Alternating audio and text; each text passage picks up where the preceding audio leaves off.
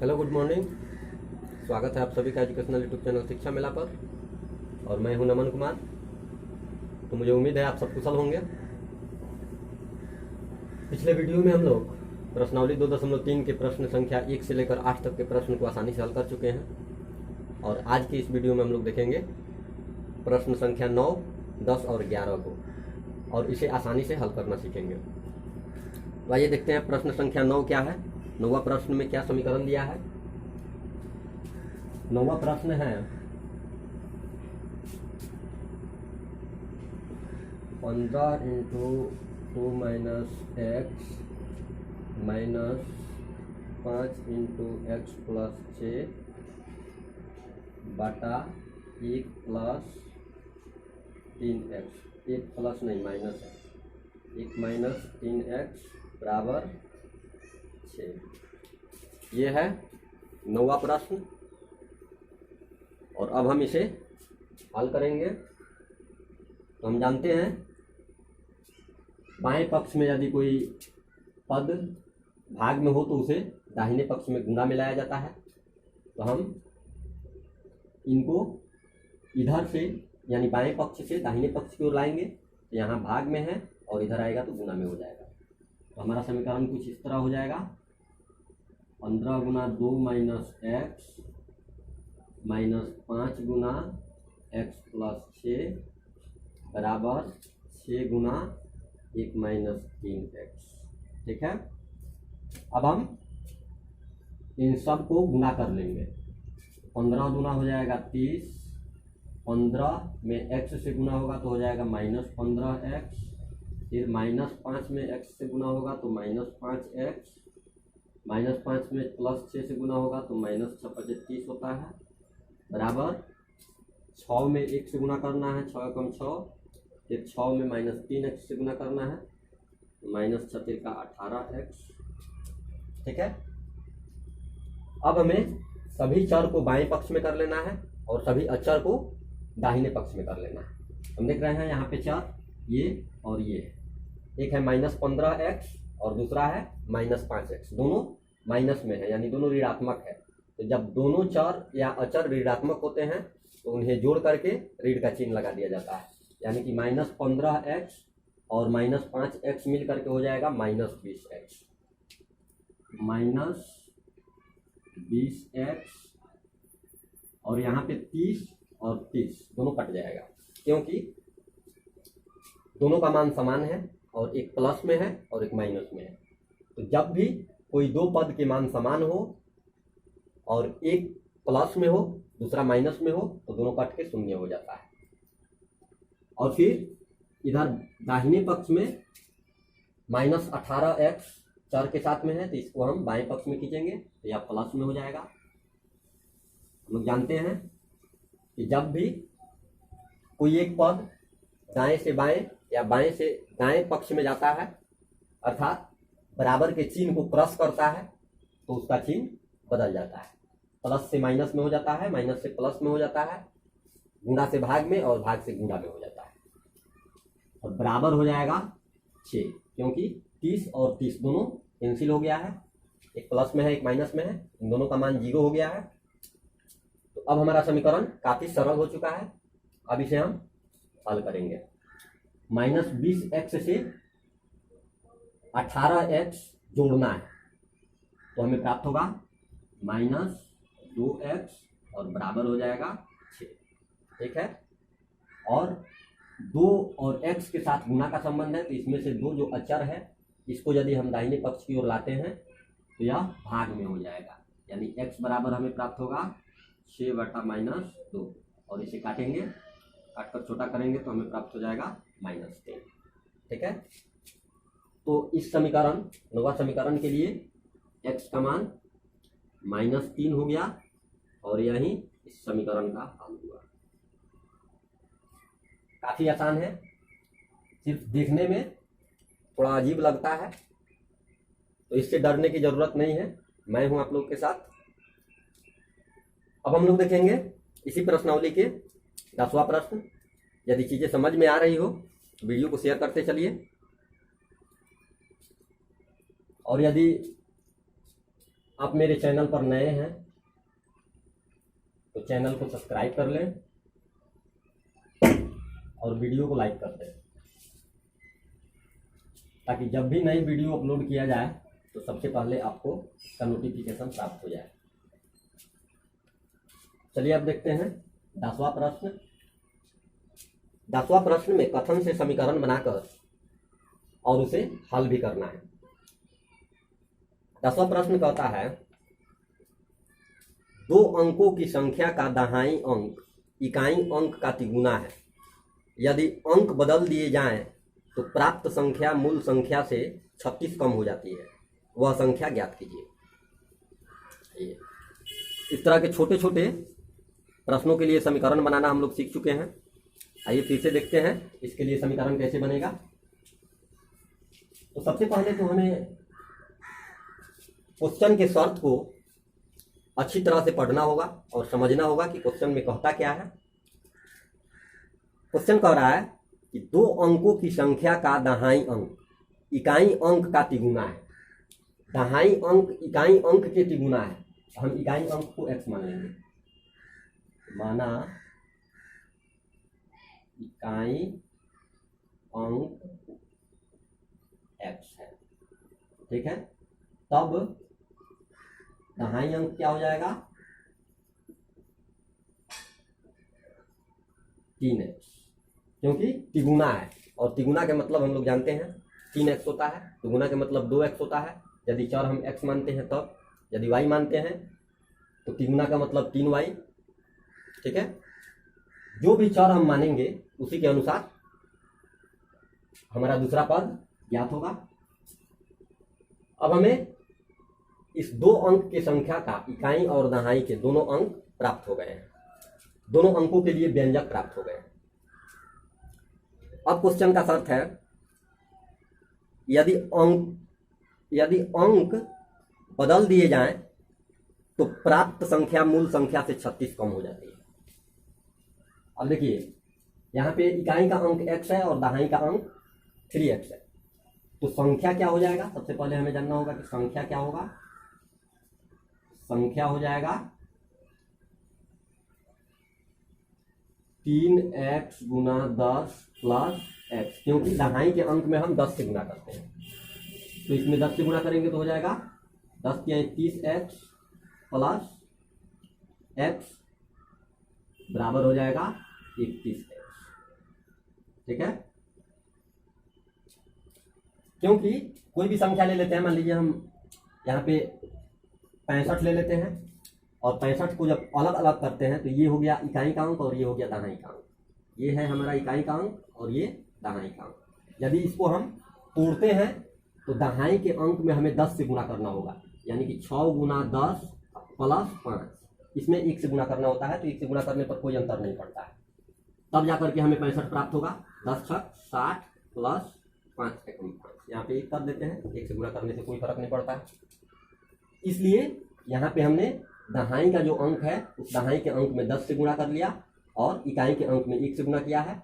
1 से गुणा करने पर कोई प्रभाव नहीं पड़ता है, तो हमें प्राप्त हुआ है संख्या 31x, ठीक है। अब संख्या के अंकों को बदलना है। जैसे यहीं पे 65 को ले लेते हैं, तो 65 में अंकों का स्थान यदि बदल देंगे तो हमें क्या प्राप्त होगा।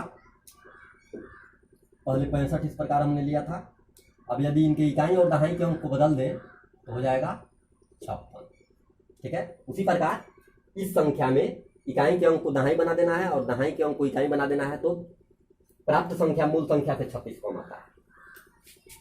तो अब हम लिखेंगे यहाँ पे अंकों को बदलने पर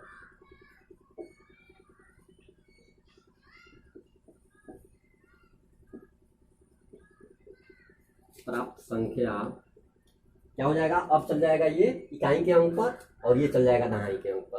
तो अब इसमें 10 से गुणा करेंगे और इसमें 1 से गुणा करेंगे, तो संख्या को जब बदल देंगे तब हमें प्राप्त हो जाएगा 10x प्लस 3x बराबर हो जाएगा 10 और 3 मिलकर के 13 होता है, 13x, ठीक है।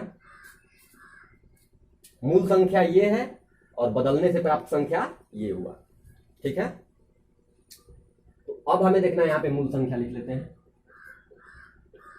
अब देखना है कि क्वेश्चन का शर्त है कि अंकों को बदलने से जो संख्या प्राप्त होता है वह मूल संख्या से 36 कम है। तो इसके लिए हम समीकरण तैयार करेंगे। यहाँ पे हो जाएगा 31x बराबर 13x प्लस 36, क्योंकि ये संख्या इससे 36 कम है। तो यदि हम इसमें 36 जोड़ देते हैं तो इसके बराबर हो जाएगा। यही हो गया हमारा समीकरण।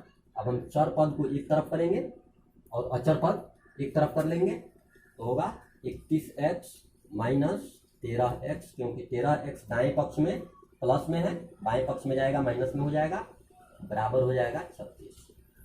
अब 31 में से 13 घटेगा तो बचेगा 18x, बराबर हो जाएगा 36, और x बराबर हो जाएगा 36/18, क्योंकि 18 इधर गुना में है, इधर आएगा भाग में हो जाएगा 18 दूना 36, और x बराबर हो गया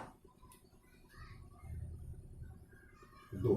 यानी कि उस संख्या के इकाई का अंक जिसे हमने x माना था वह है 2। तो जब इकाई का अंक 2 है तो दहाई का अंक उसका 3 गुना होगा, यानी 6 हो जाएगा। यहाँ पे लिखेंगे अतः इकाई का अंक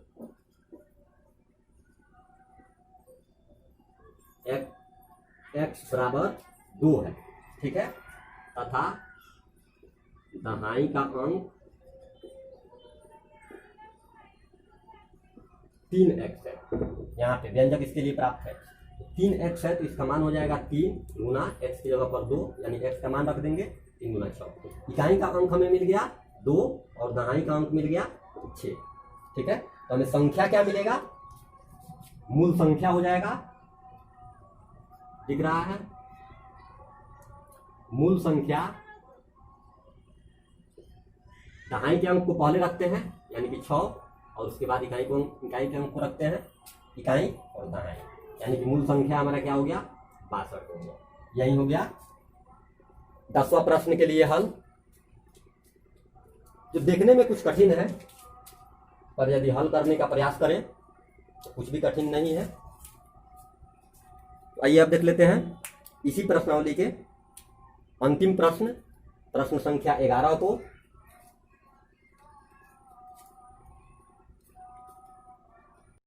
11वां प्रश्न है, एक नाव धारा की दिशा में एक घाट से दूसरे घाट तक जाने में 9 घंटे लगाती है। धारा की विपरीत दिशा में यही दूरी 10 घंटे में पूरा करती है। यदि धारा की चाल 1 किलोमीटर प्रति घंटा हो तो शांत जल में नाव की चाल एवं दोनों घाटों के बीच की दूरी ज्ञात कीजिए। तो इसके लिए हम मान लेंगे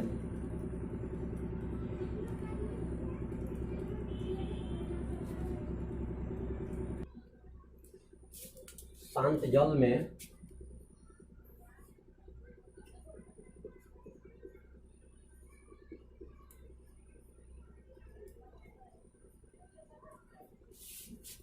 नाव की चाल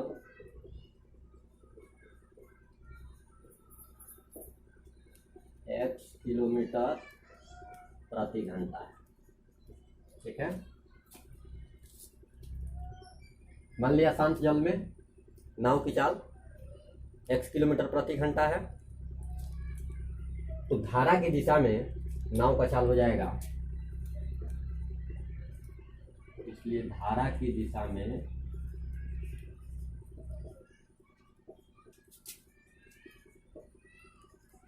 नाव की चाल बराबर x प्लस 1 किलोमीटर प्रति घंटा हो जाएगा, क्योंकि धारा का चाल है 1 किलोमीटर प्रति घंटा और नाव का चाल शांत जल में x किलोमीटर है। अब दोनों चाल मिलाकर के धारा की दिशा में चलेगा तो हो जाएगा x प्लस 1 किलोमीटर प्रति घंटा, तथा विपरीत दिशा में, धारा की विपरीत दिशा में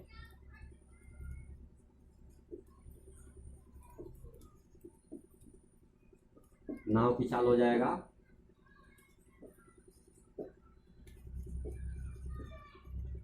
x माइनस 1 किलोमीटर प्रति घंटा। ठीक है, क्योंकि धारा के विपरीत दिशा में जब चलेगा तो धारा का जो चाल है वह नाव के चाल को अवरुद्ध करते जाएगा, यानी 1 किलोमीटर प्रति घंटा नाव के चाल को अवरुद्ध कर देगा। और हम जानते हैं कि दूरी बराबर चाल गुना समय होता है। सूत्र से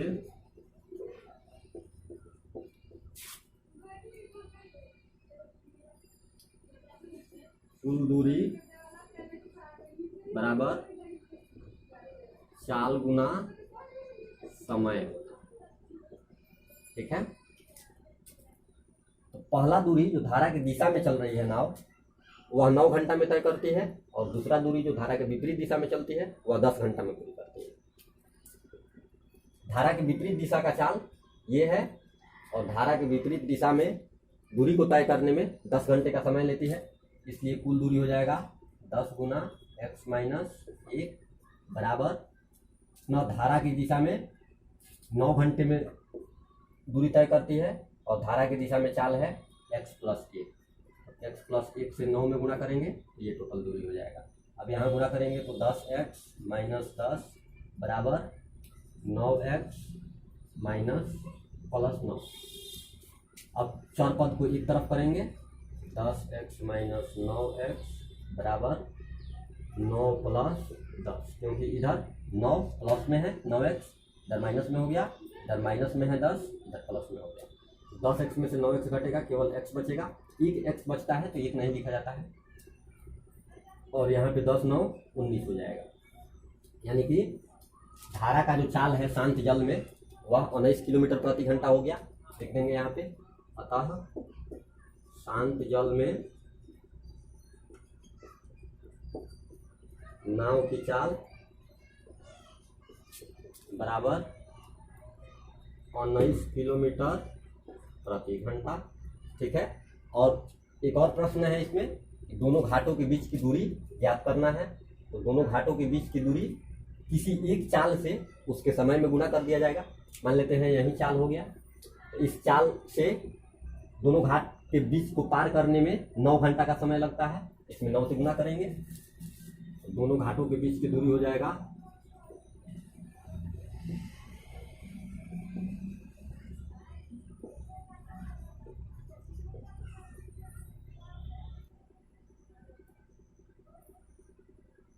9 गुना 19 प्लस 1, अब हो जाएगा 9 गुना 20 बराबर 20 9 होता है 180 किलोमीटर। ठीक है, ये हो गया दोनों घाटों के बीच की दूरी, दिखाई दे रहा है। ठीक है, और ये हो गया शांत जल में नाव की चाल 19 किलोमीटर प्रति घंटा। तो मुझे उम्मीद है आप सबको समझ में आया होगा। फिर मिलते हैं अगले एक्सरसाइज में, तब तक के लिए बाय बाय, टेक केयर।